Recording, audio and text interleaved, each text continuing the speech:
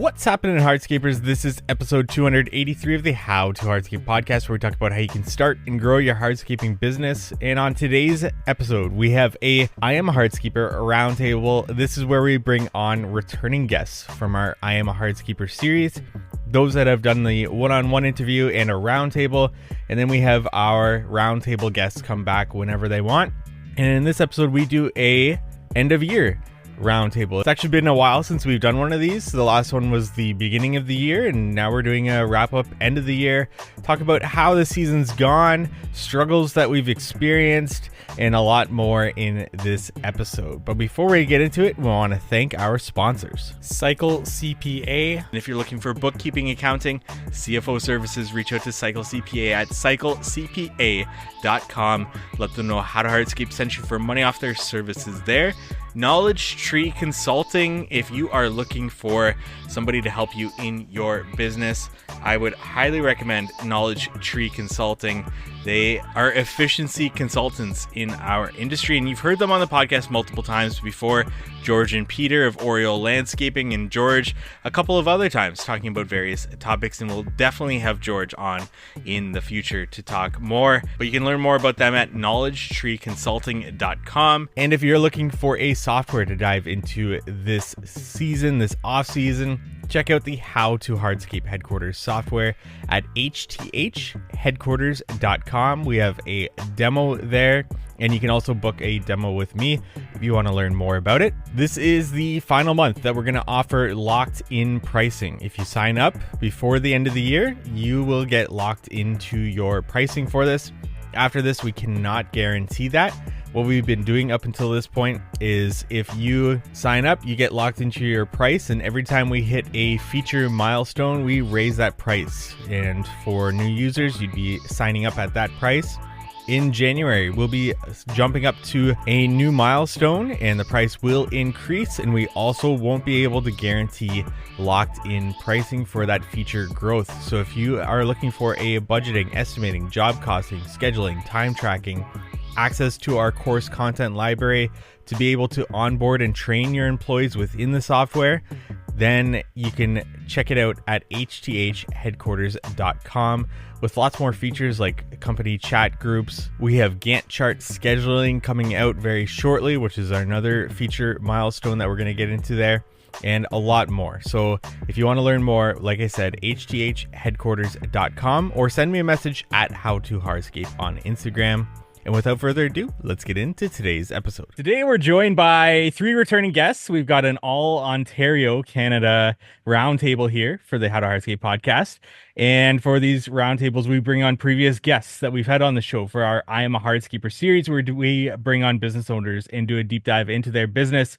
We've got Chad from Natural Design Landscapes and the Landscape Daddy on Instagram. We've got Nick from NRX Landscaping, NRX_landscaping on Instagram. And we've got Matt from Hardscape Ottawa at Hardscape Ottawa on Instagram. Guys, thanks so much for joining us. I want to get down right into it here for this next 45 minutes or so that I have you, and kind of just see how the season's been for you. Chad, I talk to you once a week, so I kind of already know how the season's been, but definitely good for our audience to kind of catch up with you and to know what things have been going on. And yeah, let's get started there, guys. How has the season been for you? And then we'll get into things like goals you accomplished, maybe struggles that you've experienced this year, what you're working on in this off season as we all experience winter here. But Chad, want to kick things off here? How has the season been for you? Season wrapped up great. We're not done quite yet, but I feel like it started off really slow. Like we had some big stuff to do, and we got through it, but it was never like, okay, we got to finish up here. We got to get to the next one. Like up until about July, it was just touch and go, and we never took days off or anything, but it wasn't like incredibly fast paced or anything. But that's normal for me. In second half of the year, my commercial stuff usually kicks off, and that's when I make my real money and everything. So overall, good season. Happy or sad to see it end. I could keep going probably for another couple months, but the weather has different plans. Absolutely. Matt, Hardscape Ottawa there this past year. How have things been for you? Yeah, I mean, I think that to echo what Chad was saying, is almost like we're relieved of a little bit of the COVID pressure. The last bunch of years before this, as most guys in the industry, is absolutely nuts. This year a lot slower than that. You had to work a lot harder to sell stuff. We still filled up our season, got built a lot of pretty cool projects. Um, Different looking season in the sense that, like, in the COVID years, we're pumping out a bunch of pools and stuff. This year we didn't actually do a single pool, just didn't really come up. Um, the market was very, very different, especially near the end of the year. It slowed down considerably. But overall, I mean, we had a good year. I think anyone who has a good brand probably made it through pretty well. But you didn't necessarily ask about foresights, but I do sort of see this kind of carrying through into next year as well, where it's going to be a lot of work to be in business. Yeah, we can definitely touch on that as well and what you guys are kind of planning if you do feel like it's going to continue on into next year. Nick, NRX, how was the past season here? So we started off booked well in advance. So we had jobs lined up essentially we thought for the whole year, and they were going smoothly. And then we started getting some major cancellations. So we had some really large projects that we had a cancellation on because of economy. So we had a few gaps in our season that we had to fill up pretty urgently, and we did. We filled them up, and even like our last project that we just finished up yesterday, we just booked it just, I guess, like a week before we started. So that's usually not the case. We took our foot off the gas pedal in terms of selling because we thought we had so much work lined up. We never really considered that the possibility of these major cancellations that we like put a lot of time and effort into in terms of designing these projects. And yeah, we even returned because we don't want to. I don't know if this is the best business practice, but we ended up returning deposits. We just want to save the relationship maybe for the future. But yeah, it was definitely rougher than the last few years.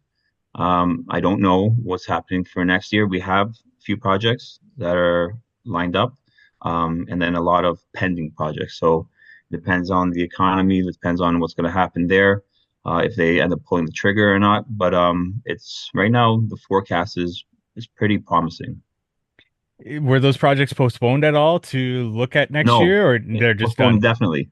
Oh yeah, Well, there's no, yeah, they couldn't give us a timeline of when because these are large projects. These are like hundreds of thousands of dollars in gotcha. projects. And we were like really excited about them. And then it got closer, and then the owner started getting cold feet. Yeah, And then next thing I know, they said, "Hey, I can't afford it. I can't do this job." And I said, "Okay, let's do it for next year." I said, let's just hold off for now." And I said, yeah, "I know what that means." yeah. Yeah. Matt, if you had the same situation, do you give back the deposit, or what's the conditions based on that for you? Oh, geez, that's a tough one. It kind of depends. I mean, if you took deposit and that's just kind of you haven't done anything with it, then morally, you might say, "Oh, you should give it back." Your contract says otherwise. The reality is you're kind of leaning on that money. There's often times whenever it's like, you order maybe a special material, or you've put a bunch of time and energy into organizing that project, or even, look at the time just that it took to sell them the project. That then to just give all that back, that's a tough go, but it's, in a lot of people's eyes, they'd probably see things differently. So that's Yeah. a real touchy subject. It's It's really tough. We I've, debated quite a bit. I've done both, to be honest. Where I've kept it, where it was like, I have the special air material that I ordered. I had to pay a stocking fee on that. I dealt with a whole bunch of blah blah blah. So no, like, I'm holding on to this. There's been other times where it's like, what, like, get it, but didn't really do anything with this or for you. So here you go, sort of thing. So it's kind of depends on the situation, but yeah, that's a real iffy one because the reality is like you guys have a contract. If on the other end of stuff, whenever stuff's all done, like if the project were to move forward, they're not gonna say like, "Oh, well, it's what the contract says." So yeah, that's the only thing that really matters whenever it comes down to business relationships. So, Yeah. Yeah, but for us, a lot of our business is referral based, and I really try to keep like good relationships with all my clients. Even if they do cancel, in my eyes, yeah, it sucks. But ultimately, my business depends on their gratitude, essentially. So if I'm giving back their money, then ultimately there's a strong possibility of them doing the project for me in the future, or them referring me to somebody else because of how I handle the situation. It's Yeah, yeah, it is that's really tough, especially well, this one in particular. If I had purchased material, it would have been a different story. Um, but in this particular situation, two situations, I didn't purchase any material, so it was a little bit easier. I guess I haven't even thought about what I would do if material had been purchased and they wanted the money back. That'd be tough. That'd be very tough. Yeah, I probably wouldn't give back the deposit at that point. There's also stuff too, where it's like maybe you were holding this person's spot and someone else said no to you because you couldn't get to their That's project what happened. and stuff like That that. is what happened. Well, so there you go. Like that's where it's so tough is, like, oh, like at the end of the day, these people signed this contract. They should have read the contract per the law. And therefore it's like, it's kind of it's a huge ask, but like, like I said, it's if you're spending time, money, energy on these people, then that's got to be compensated somehow. And if you're losing out to future opportunity because of that thing that you did for those people, well, that also should be compensated. So there's a lot of fair arguments as to like actually, a really smart person said this to me the other day. Is like, as soon as you try and be fair, you're fucking yourself. Yeah, So it's true. Yeah, that's kind of how business works. Is it's not necessarily a fair thing, because every time that I've ever done something where I'm going to try and do the fair thing for the people here, it's you that loses every single time. It's not them, it's you that loses. So yeah. is it really fair? No, it definitely wasn't fair. Yeah, no, this one, well, because this is not like a small gap in our season. It wasn't like, oh, we have to fill in a week. No, we had to fill in like 3 months quickly. That's it. Quickly. Yeah, we managed, but yeah, it got scary for a while. But you know what? We have a lot of actually, surprisingly enough, we get a lot of leads through Instagram. We don't really do any marketing, but just like I guess content and people reaching out to us. I think if I had to guess, it would be a 60% range of our business comes from DMs from Instagram, which is pretty cool. It's pretty cool how strong of a tool it is. Definitely. Chad, any experience with cancellations and any thoughts that you want to add to that, or very similar with your thinking? We don't take deposits at all, so I guess I have no money to give back. I'm trying to build a business that is so monstrous in terms of the cash flow that if you cancel your job, it doesn't affect me because I've got so much other stuff going on. Whether that's good or bad, I don't know. It seems to be going all right. We just like to keep things cash flow heavy so that cancellations don't affect us. And there's always shit we can do around the yard or hop to another job or move some things around. That's one of the great things about having a lot of commercial in the bag is that you can swap out some commercial for residential and vice versa. Just fill your holes. We're pretty fluid with the whole way that the business is run, and lets me sleep a lot better at night. And yeah, I don't have to worry so much about Mrs. Herfenerbler canceling her fucking flower bed job. For sure. We want to take a break from today's episode to thank our sponsor, Cycle CPA. It's crucial to review your financial statements on a monthly basis so you can diagnose areas for improving your business's financial health early before they become significant issues. Too many contractors wait until the end of the year to review their financials as they file taxes, when it's often too late to take action to change the outcome. Cycle CPA not only handles bookkeeping and taxes, but they also ensure that you're armed with financial data on a monthly basis to make key business decisions. They offer benchmarking, cash flow forecasting, and assistance in developing targets for financial metrics. With their team of accountants specialized in the hardscape and landscape industry, they currently work with hundreds of companies in this field. Visit cyclecpa.com, and for $200 off, mention the How to Hardscape podcast. Now back to our episode. And we're also joined by Craig Scheller Outdoor Living on Instagram. Craig, we're just asking about how the past season has been for you. Any thoughts on the past year in your business? How have things been?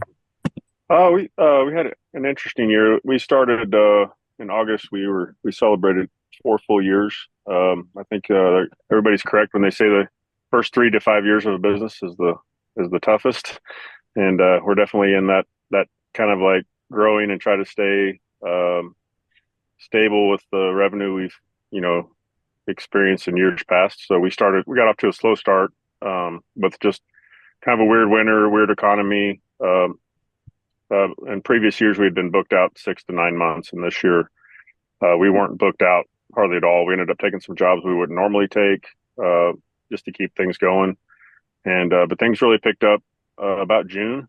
Um, I've told quite a few people I felt like winter finally ended in June here for us, and it's more of a workflow thing than a temperature thing, but it was just kind of a struggle to get things going with the type of projects we do. But we're ending up the year good. I think one of the challenges with starting slow is we did have to lay a couple of guys off in the winter, and they came back, and then we didn't add anybody because we were kind of slow, and I was just trying to keep things going, and then all of a sudden we got super busy, made some commitments, and then we didn't have enough people to kind of do the workflow. So like there's always that balance of trying to guess and plan and do all that. And I think listening to what Chad says, that's a great plan, and I'm trying to get there too with the cash flow. I think it's a challenge when you have to kind of maintain operating and maintain payroll, and then try to work the cash flow of bigger projects and all that stuff. So there are some challenges to the big projects where small things kind of turn faster. So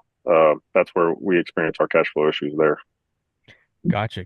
And so we Matt brought up what he's kind of forecasting for next year. You think next year is going to look a lot like this year. Curious to know everyone else's thoughts, and we'll start off with Matt there because um, whatever you're thinking, whether it's going to be similar to what it was this year or an increase, slight increase, decrease a little bit, whatever you're thinking, what are you planning to do in the off season to kind of help with next year? And that can be related to anything and take it wherever you want. But Matt, you're thinking it's going to be similar to what it was this year. What are you planning to do in the off season to kind of prepare for next year?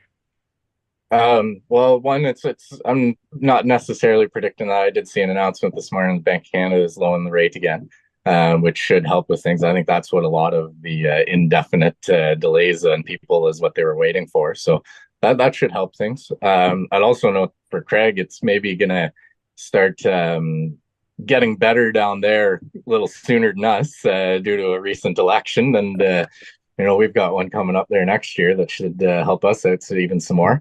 But yeah, the what am I going to be doing? I'm going to be upping our marketing. I honestly like don't really do much marketing and advertising at all. And that well, I used to work a lot harder on that before COVID, I guess. So now it's getting back to that. It's also going to look like my website, through that times, it's like there's levers to turn on and off people contacting me, and I will turn some of those kind of, I guess, on or off, whichever way you want to look at it, to not discourage some projects, and just take whatever comes along, do a great job of it, and keep chugging along like that. Also, kind of aligned with what Chad's saying too is, as much as it's going to be slower, we want to grow and get bigger, and therefore be able to work through all this stuff a little bit easier. So that's kind of the plans with that stuff is marketing, advertising, a little bit of work on the website to turn on and off some triggers and simplify maybe our design and quoting process a little bit, which was also part of those triggers. So yeah. Is part of that kind of reducing the amount of fields somebody has to put on to contact you so that they don't have to, go through budget and a whole bunch of other questions about what their project might look like, maybe just like name, email, phone number, contact us basically? Yeah. Obviously we need a little bit info about the project, but yeah, more or less just like there's also things like in our FAQs that say like, yeah, we don't really do any projects under 15,000, and even that's kind of low and things like that. So by removing that stuff, then a lot of those kind of, hey, just a walkway, but those are sometimes pretty nice money on those things. Yeah, reducing those and bringing in anything that comes through the door, kind of thing. We'll also be same with our home and garden show. Again, we're kind of working at like, okay, yeah, hey, if you like us, like here's your card, book in a meeting with us if you want. Like, no, we're going to be, when do you want to have this meeting? Next week? Perfect. This time? Great. Talk to you then. So Nick, thoughts on next year? What do you think it's going to look like? And what are you planning for this off season to work on for your business? As of right now, it looks good for me, personally, because we do have a lot of pending projects. We have 3 confirmed projects, some decent size, uh, and we have a bunch of pending. So this off season, I'm going to try to solidify those. I want to get well advanced into the season with my bookings. In terms of the marketing, I don't. I think what we're doing right now is good enough for getting the projects. A lot of our projects is referral based on like more intricate design. So people kind of reach out to us because they saw their friend's backyard, or and they said, "Who did this?" And anyways, so we're trying to we're trying to just keep getting those kind of projects. Next year, I do have high expectations in terms of growth. I want to make more money than this year. We're actually also uh, uh, so just kind of doubling down on what Chad was saying. So I'm trying to get into the commercial space a little bit as well. So we've been bidding a little bit on some PCL projects. So we got in touch with the senior estimator there. So we haven't won a bid yet, but we're I don't know if we're too high. I don't know what's going on. We haven't won a bid yet, but we're bidding on some pretty big projects. So if I get one of these projects, these are monster projects for us. Then that will keep us really busy into the year, and then I would have to obviously start focusing more on hiring rather than trying to get work. I need to get more guys to fulfill those obligations with those commercial contracts. But right now it's strictly residential. But yeah, if the cash flow comes in from the commercial side of things for next year, that would be a huge, huge benefit for us. And then I kind of want to maybe create that division of our company into next year and moving forward where we would have both commercial crew and like a high-end residential crew. Gotcha. to Yeah. tie a little bit into what Nick was saying there is another prediction. I think that hiring will actually be a little bit easier this year, and the Yeah. talent pool is getting a lot better, and it's getting a lot deeper. Yeah, for sure. For sure. We had an easy go at it this year actually with hiring. The last couple of years we had a very rough go at it. We couldn't find anybody, and anybody we came, they would hide from us. Like during work, they would just hide. And I'm like, hey, Yeah. what are you doing? Chad, any comments on commercial work for Nick there? And then same question to you. What do you think next year is going to look like, and what are you preparing in the off season here for NDL? Uh, if you're looking to get into the commercial sphere, you're gonna eat some shit, that's for sure. Like the margins are the same or better than residential, but you're gonna work a lot more to get them, right? Like Mm, if you're making $45 a square foot for a residential job, you got to cut that in half at least to make your money commercially. So there's a reality check that has to come with it, but the way I overcame that, I think, is if you got to try and take yourself out of the installer role and put yourself in the business owner role. Like whenever you're building a patio, $45 a square foot seems all right or whatever, because you're doing the work and everything. But good luck trying to do that same quality work for $20 a square foot. So you have maybe less mhm, experienced guys doing the work, as bad as it is to say. Low bid wins the job. So you got to act accordingly and still do a good job, right? Like you can still do a good job and make sure you don't have puddling and all this shit.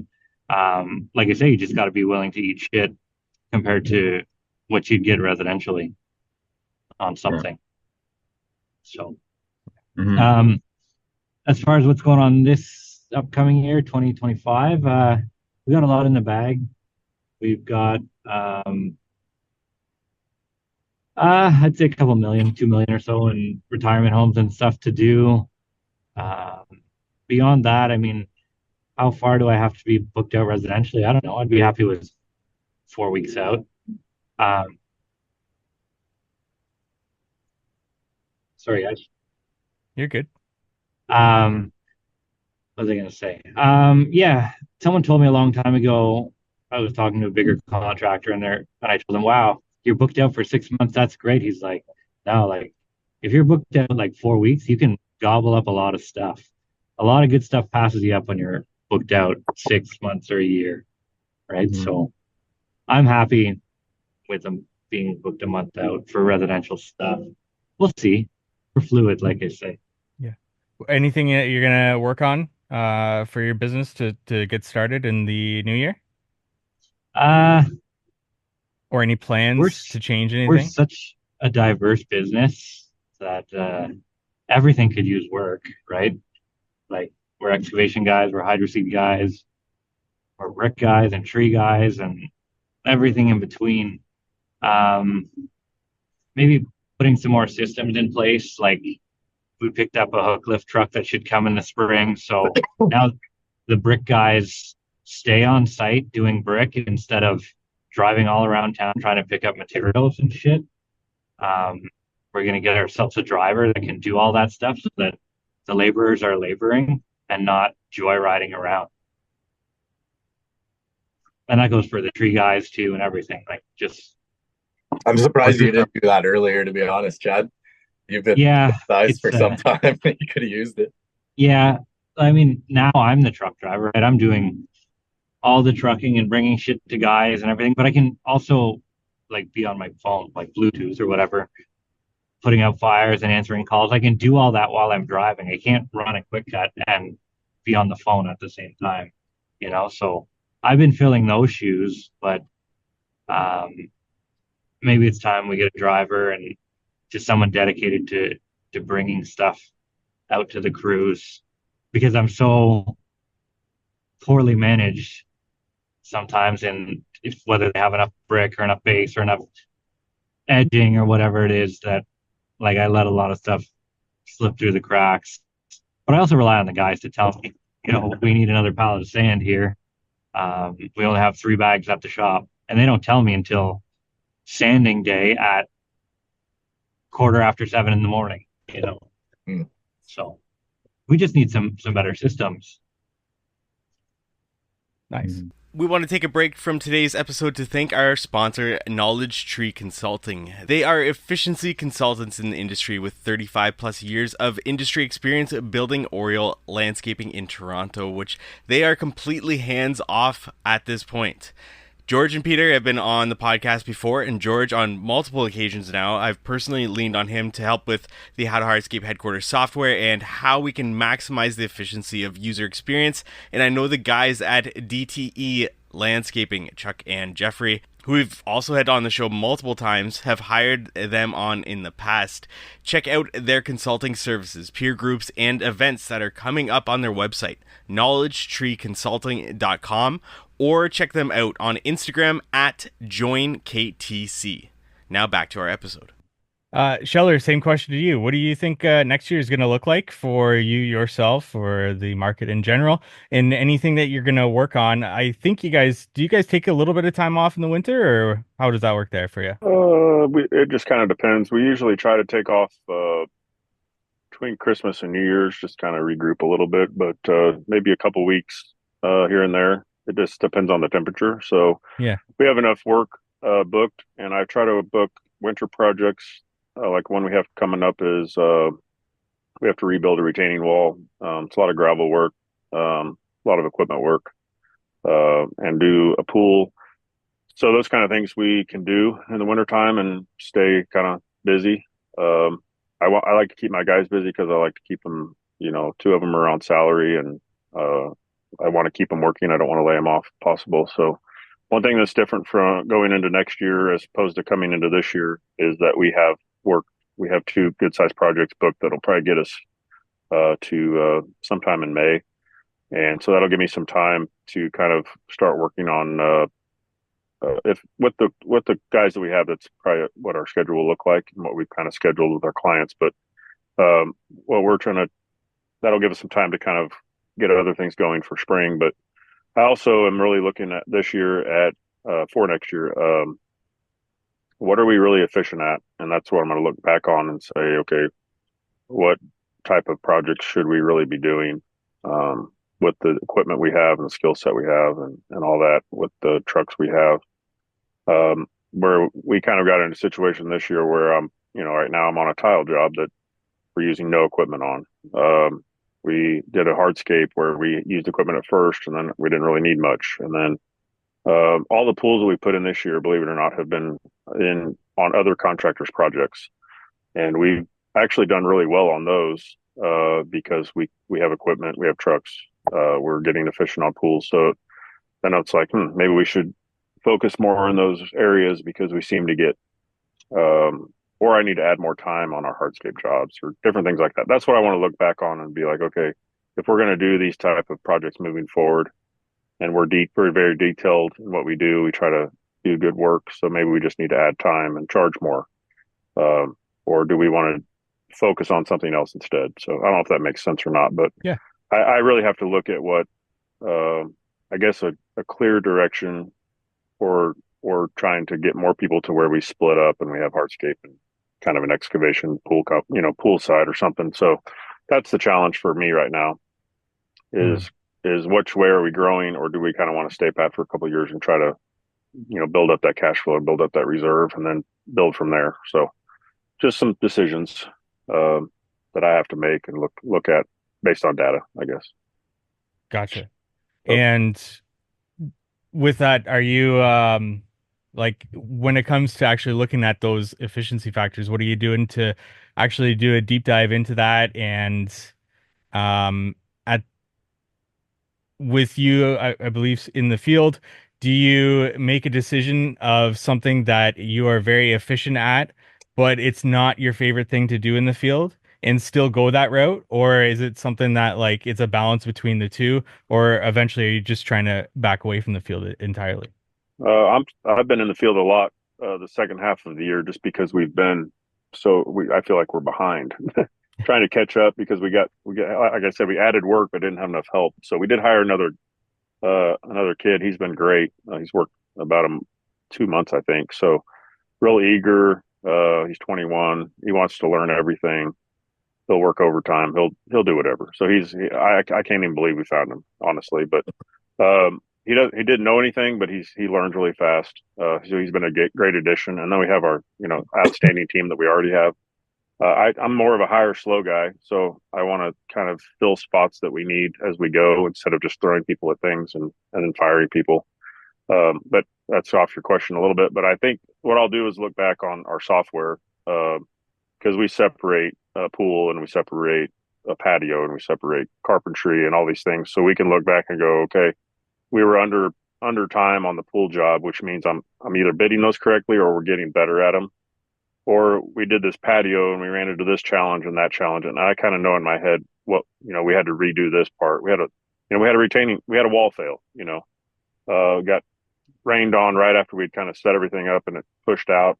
We're supposed to hold up a patio, had to redo it. I'm not going to let that slide. So it was just bad things happen sometimes. But that pushed us over on our time.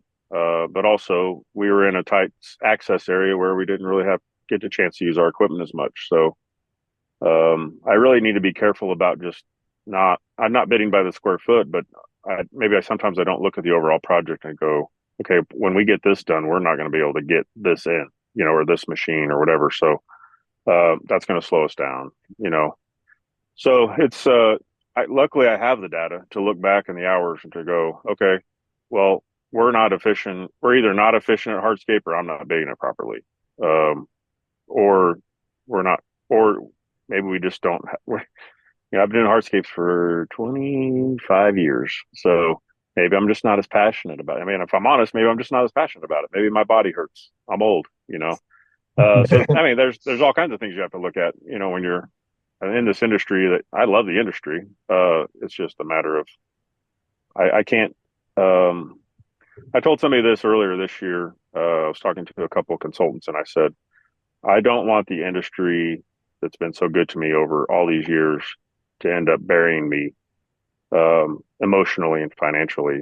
I want to thrive in an industry that I love. I don't want it to be a burden on me. So Right. that's just real honest right there. So Thank you for that, Sheldon. That's yeah. great.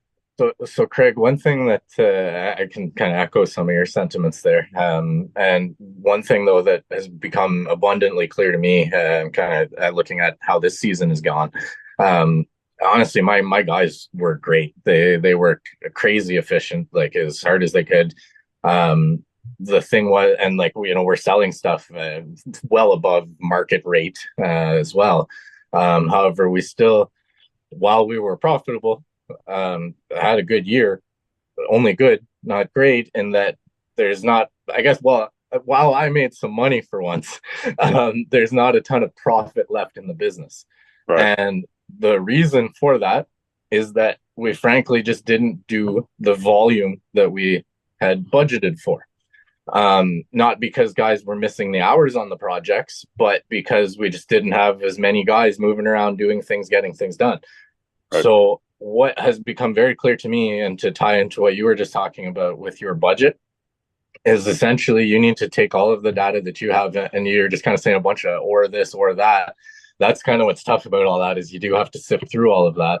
But then from there, what you need to do is essentially predict the future and then make it come true. Because you could say like, figure out what I'm effective in, what I'm effective in with this, what I'm effective in with that. Well, then you go out and start selling jobs, and then all of a sudden you find yourself with a different type of job or a different set. Like, now that's different, and this machine's sitting still, or these guys aren't moving as well. So even though you may predict even all the hours right on that job, it's not you predicting the future and making it come true. You need to make all of your decisions based around that budget. So, if you say that I'm going to do 3 pools or 6 pools, then you need to make sure that you sell 6 pools this year. If you say that you're going to do 100,000 square feet of pavers, well, you better put 100,000 square feet of pavers in there, and then make all of that happen with the amount of people that you expect that needed to happen at a relatively their wage, and all of that ties together with those machines. And all of that has to kind of come together if you really want to make sure that it's like, if you want to know that it's going to be profitable and make it predictable, then you have to make it come true is the ticket, not just predicting it, because and all your decisions need to tie into that.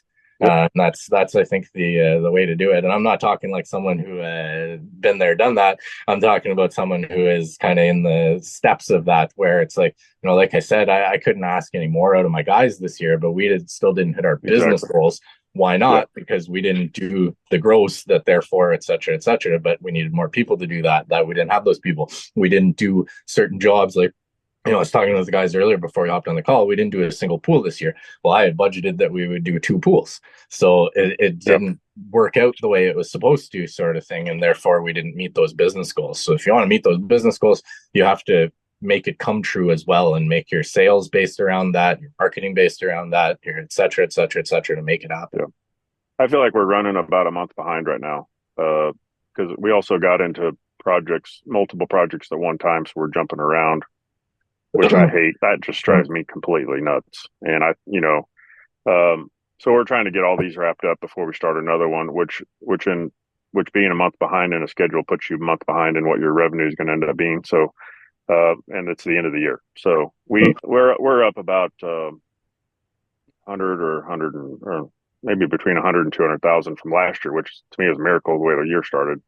But we're about 100 or 150,000 short of what we planned on, which in that point becomes, like you said, your profit, or what you put back in the business. So I'm always learning. Luckily I have a pretty good accountant right now. We signed up with Cycle CPA because I'm terrible at all that stuff. So we have like meetings all the time, and I'm getting reports all the time and seeing where things are, and they're giving me guidance on what I should be working on the business side, and that helps a lot. And we have an part-time admin person, so that's helping while I'm still trying to get the field rolling. So, but yeah, I feel like I've been like laying low on the gram lately. So I don't know. I don't know if anybody cares or not, but I just had my head down working. It's like, uh, Best way to so be. You're not at any mastermind courses then. I know exactly. Yeah. Yeah, I looked at my feed a few times this year and I thought, man, the Scheller projects are missing, and I missed Yeah. the Scheller projects We popping up. like I said, all our pools we did for other people. So I'm kind of careful about how I share those Yeah, yeah. because it's really their project, you know? So then we had, I think if you tag them in it, you're all good. yeah, sure. And I have done that. And I talked to them about it, how they want to approach it sometimes. So, Yeah. but yeah, it's been cool. It's been actually, I appreciate the trust that the contractors around here have and my team to help them get their jobs done. So, it's been really cool to work with other contractors.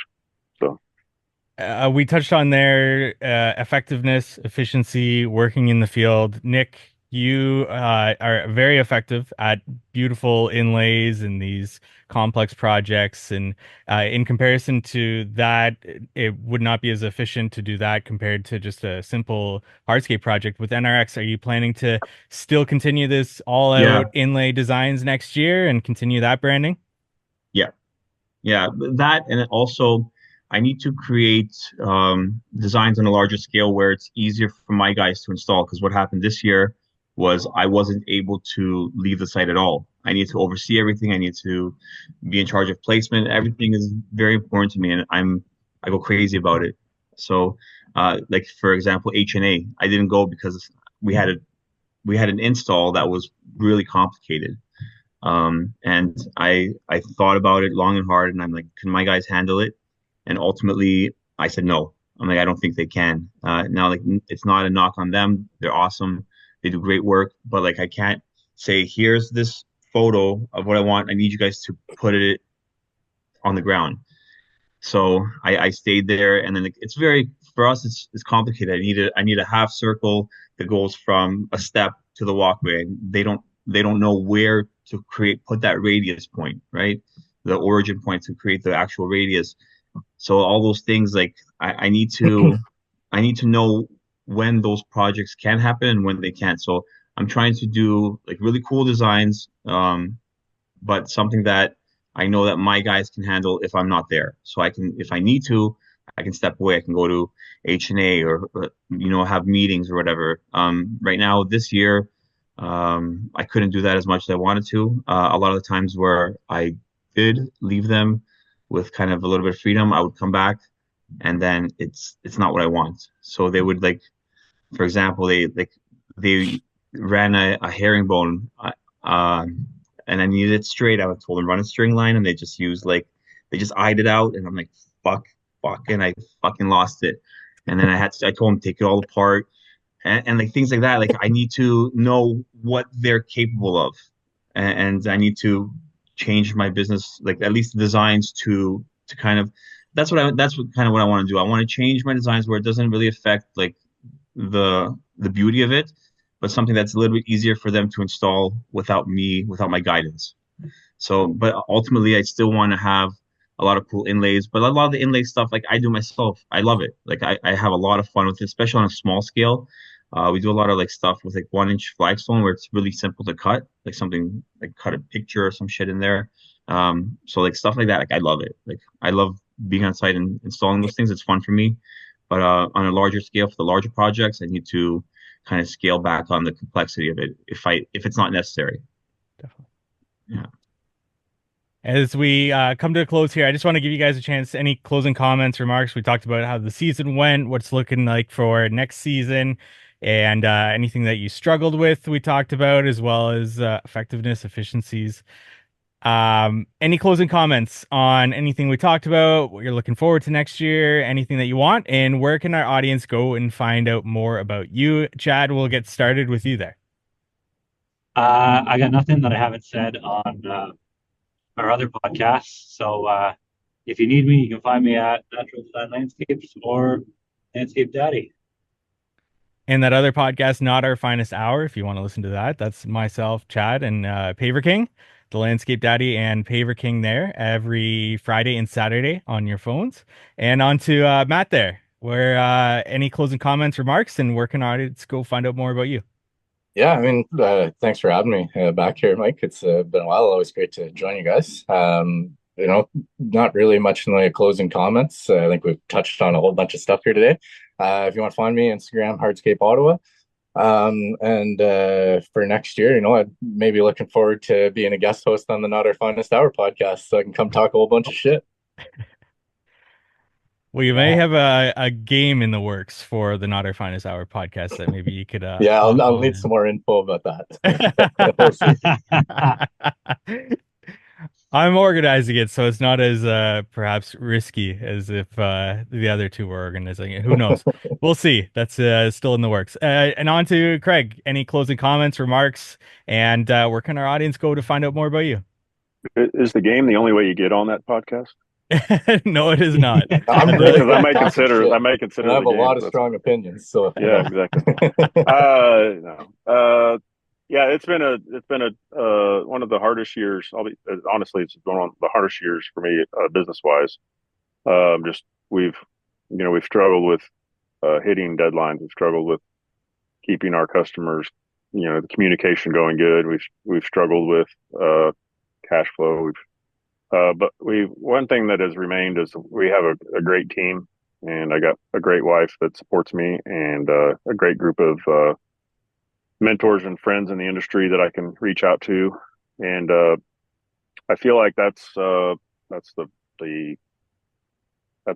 foundation, right, to help keep your business going. So I'm hoping to have a better year in 2025 and learn from a few things that happened this year, and just know that if you're struggling, other people are struggling, and if you're excelling, other people are excelling, and some people are, just holding the line, and that's okay too. That these kind of years happen. So you can find me at Scheller Outdoor Living on everything. Try to keep it easy. So yeah, it's great to be back on here and be a part of the podcast. Thank you. Thanks, Scheller. And Nick, NRX Landscaping, closing comments, remarks, anything you want to leave us with, and where can our audience go to find out more about you? I'll just start off with our tags. It's NRX_landscaping on Instagram, NRX Landscaping on Facebook, and on YouTube. For this year, I do want to get a lot more involved with social media aspect of things. We've been pretty steady with our Instagram stuff. I want to really kind of get into the YouTube space and just get on Facebook, and just trying to kind of increase our brand awareness. Yeah, I actually, something that we talked about earlier, I would really love to really consider doing that teaching thing, that like where with it'd be something that's awesome, something that fills up our winters instead of sitting at home and doing nothing. We can go out there to help people make some money at the same time. Something that I'd be really interested in moving forward. In person, you're talking about, correct? In person teaching, yeah. Right. Yeah. And also, are you going to be doing any front walkway, driveway, outdoor living space giveaways? Yeah, I want to. Yeah, I'm trying. What I want to do is I want to get some like a company on board where it becomes a series of sorts, where it doesn't take too much of a hit on my wallet, but eventually it's something that I'd like to monetize into a series of sorts on YouTube or whatever. But it's a lot of fun to do, and I'm hoping to get a few done this year as well. Those were a couple of great videos that you did there. Thank you. Yeah. Guys, thank you so much for joining us. And to our audience, go check out these guys on their socials. Hardscape Ottawa, NRX_landscaping, The Landscape Daddy, or Natural Design Landscapes, and Scheller Outdoor Living. Thank you so much, guys. Thank you very much. Yeah. Thank you for listening to today's podcast episode. Go check out each of these guys at their socials that they shared. And if you want to learn more about the How to Hardscape Headquarters software, check it out at hthheadquarters.com. Like I said, this is the last time to get that feature lock-in pricing and to get in before we raise those prices with our new feature milestone. Send me a message at How to Hardscape, or just go to hthheadquarters.com, book a demo, and we'll get you signed up. And we want to say thank you to our sponsors. Cycle CPA. If you're looking for bookkeeping, accounting, CFO services, reach out to Cycle CPA at cyclecpa.com. Let them know How to Hardscape sent you for money off their services there. And Knowledge Tree Consulting. If you're looking for efficiency consultants who have a lot of experience in our industry, check out Knowledge Tree Consulting at knowledgetreeconsulting.com. I hope the season has gone well for you. I hope that those of you that are getting into snow plowing stay safe on those roads. And I just want to say thank you for listening to the How to Hardscape podcast. And we look forward to meeting with you next week on the How to Hardscape podcast.